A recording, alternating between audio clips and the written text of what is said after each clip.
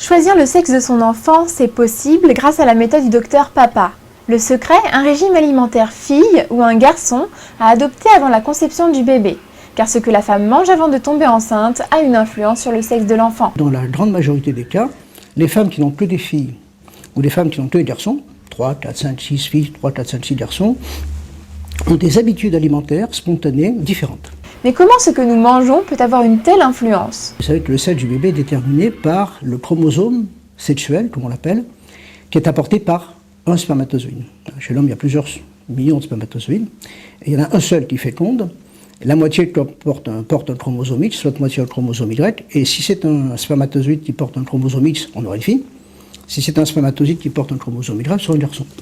Et le régime intervient à ce niveau-là. C'est un tri qui va se faire, et sous l'influence du régime, on ne va laisser passer que les spermatozoïdes porteurs d'un chromosome Y, dans le cas du régime garçon, ou un spermatozoïde porteur du chromosome X, dans le cas du régime fille. Le régime intervient par son équilibre alimentaire, par son équilibre minéral. Ce n'est pas le régime qui est important, c'est les sels minéraux qui sont apportés par le régime.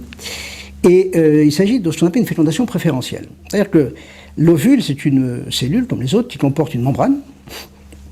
Et à la surface de cette membrane se trouvent des sites récepteurs, des endroits où se fixent les spermatozoïdes.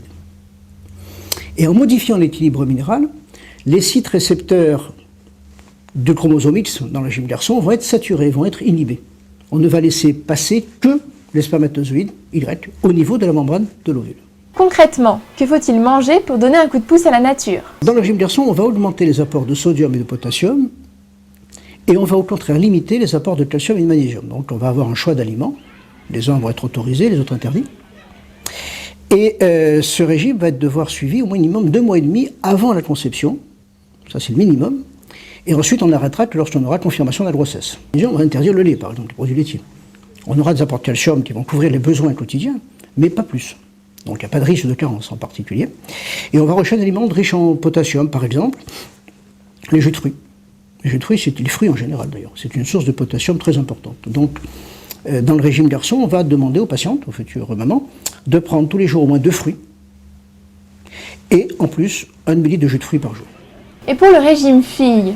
Alors pour le régime fille, ça sera pratiquement l'inverse, puisque cette fois on va augmenter les apports de calcium et de magnésium, donc on va rechercher les produits, les aliments riches en calcium, c'est le cas du lait.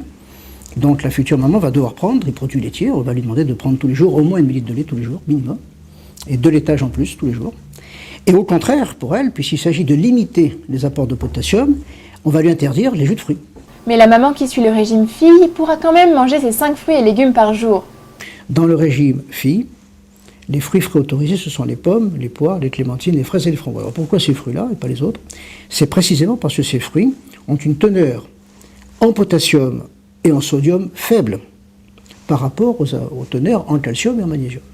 Voilà pourquoi, dans ce cas-là, ils sont autorisés. Pour tous les autres fruits frais, c'est le contraire. On a des apports de potassium très importants, de sodium très importants. Donc tous les autres fruits vont être autorisés dans le régime garçon cette fois.